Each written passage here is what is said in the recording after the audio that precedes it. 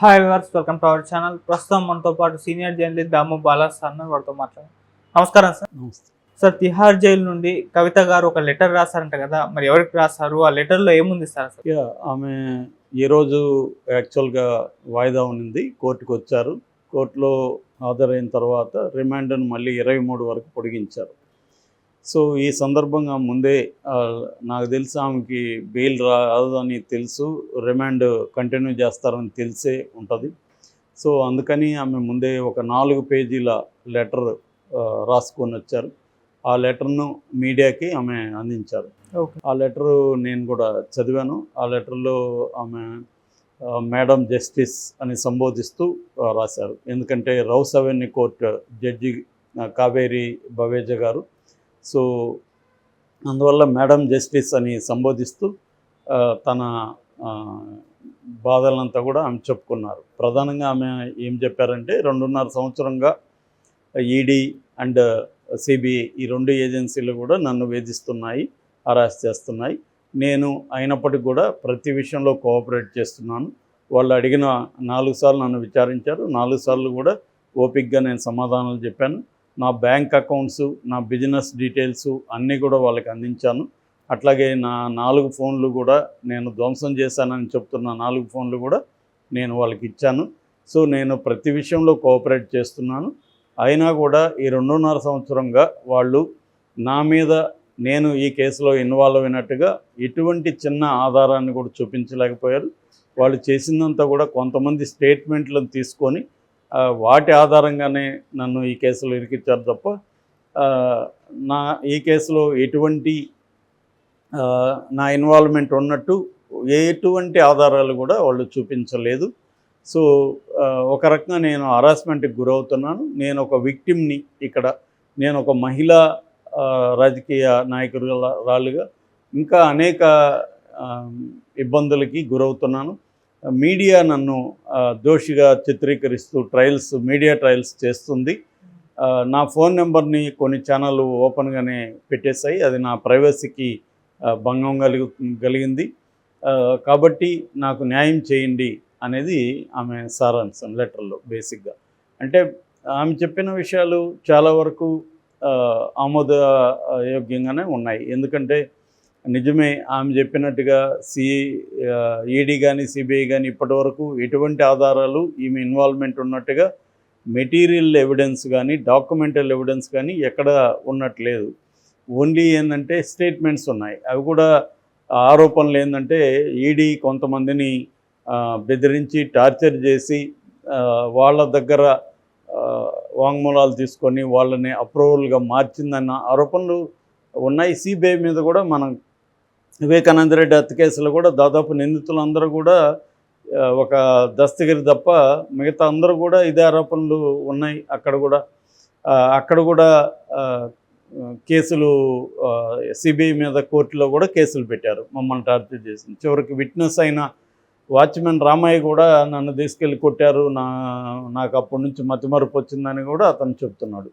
అట్లాగే ఈ కేసులో కూడా దీంట్లో ఉన్న ఆప్ ఎంపీ సంజయ్ సింగ్ ఆరోపించాడు, భానుప్రియ మీనా నన్ను కొట్టింది, నన్ను టార్చర్ చేసిందని.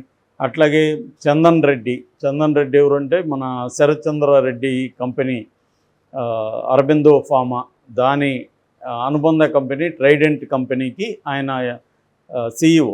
ఆయన ఇదే భానుప్రియ మీనా కొట్టిందని, చివరికి అతను ఒక చెవి వినబడట్లేదని కూడా ఆరోపణలు వచ్చాయి.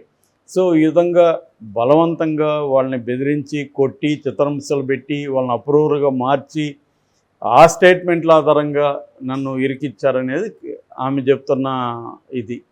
సో అది ప్రధానంగా. రెండవది రెండవ ఆరోపణ మీడియా ట్రయల్స్. అది కూడా వాస్తవమే. ఆమె నేరం చేసిందా లేదనేది ఇప్పటికీ ఎవరికీ తెలియదు. ఆమె నేరం చేయలేదనేదే నమ్మాలి. ఎందుకంటే మన నేచురల్ క్రిమినల్ జస్టిస్ సిస్టమ్ ఏం చెప్తుందంటే, ఒక మనిషి మీద కోర్టు ప్రూవ్ చేసి కోర్టు తీర్పు వచ్చే వరకు ఆ మనిషి నిర్దోషిగానే నమ్మాలి. Unless proved otherwise every accused is innocent. So అనేది మన బేసిక్గా ప్రాథమిక సూత్రం. ఆ రకంగా వచ్చినప్పుడు కవిత నేరం చేయలేదనేది ఇప్పటివరకు నమ్మాలి తప్ప నేరం చేసిందని మనం తీర్పేయలేం.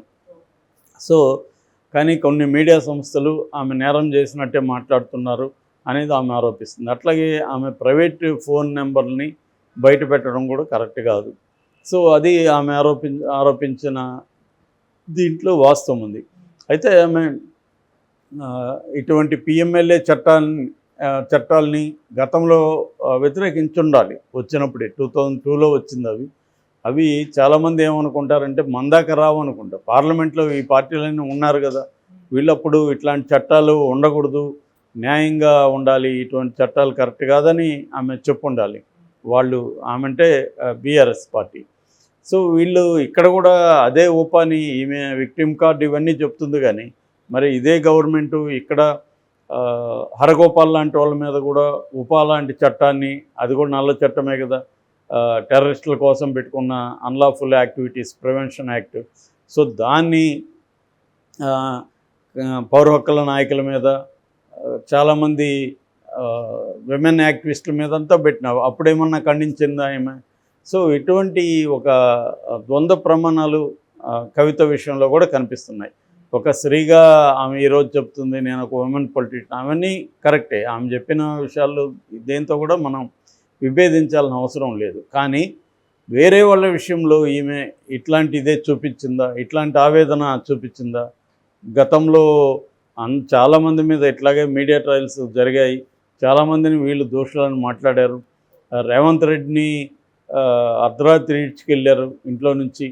వాళ్ళ కూతురు పెళ్ళికి కూడా ఆయన చూసుకునే పరిస్థితి లేకుండా చివరికి కొన్ని గంటలు మాత్రమే ఉండాల్సి వచ్చింది కోర్టు పర్మిషన్తో. ఇలాగా వీళ్ళు ప్రత్యర్థుల్ని, పౌర హక్కుల సంఘాల్లో నాయకుల్ని, అనేక మహిళా సంఘాలని, అంటే ప్రభుత్వానికి వ్యతిరేకంగా ఎవరు మాట్లాడిన విద్యార్థి నాయకుల్ని అందరినీ జైళ్ళల్లో పెట్టారు, అరెస్ట్ చేశారు, కేసులు పెట్టారు. ఇక జర్నలిస్టుల మీద అయితే కాశ్మీర్ తర్వాత అత్యంత ఘోరమైన పరిస్థితి తెలంగాణలోనూ ఉందన్న విషయం కూడా అనేక సంస్థలు ప్రకటించాయి. సో అంత ఘోరమైన పరిస్థితి ఉందని. మన ప్రపంచంలోనే మన దేశం 166వ స్థాయికి పడిపోయింది ఫ్రీడమ్ ఆఫ్ ద ప్రెస్ విషయంలో. సో ఇక్కడేమో ఇంకా ఘోరంగా ఉంది. దేశంలో 2వ అతి ఘోరమైన రాష్ట్రంగా చెప్పారు జర్నలిస్టులను డీల్ చేయడంలో. సో ఇదంతా కూడా మరి కవిత ఖండించలేదు ఎప్పుడు. సో ఈ ప్రశ్నలన్నీ వస్తాయి ఆమెకు. ఆమె ఇవాళ ఈ లెటర్ కూడా ఎందుకు రిలీజ్ చేసిందంటే ఆమె మీద కొంత సానుభూతి వస్తుందని రిలీజ్ చేసింది. కానీ సానుభూతి వచ్చే పరిస్థితి ఎక్కడ కనిపించట్లేదు. ఎందుకంటే దానికి కారణం వీళ్ళు 10 ఏళ్ళు అధికారంలో ఉన్నప్పుడు వీళ్ళ ప్రవర్తించే తీరు, ముఖ్యంగా సెకండ్ టైం వచ్చేసరికి వీళ్ళు బాగా రెచ్చిపోయారని చాలామంది విమర్శిస్తున్నారు. అంటే వీళ్ళు అందరూ కూడా అంతకుముందు కేటీఆర్ లాంటి వాళ్ళకి కూడా కొన్న మంచి పేరు ఉంది. ఆ తర్వాత ఆయన కూడా ఒక అరగంటకు మారిపోయాడు. ఈమె అనేక పంచాయతీలు ఈమె కూడా చేసిందని చెప్తారు. మా సినిమా వాళ్ళు కూడా చాలామంది చెప్తారు పంచాయతీలు చేసి వాళ్ళ దగ్గర డబ్బులు ఇప్పించడం అవన్నీ ఈమె చేసిందని.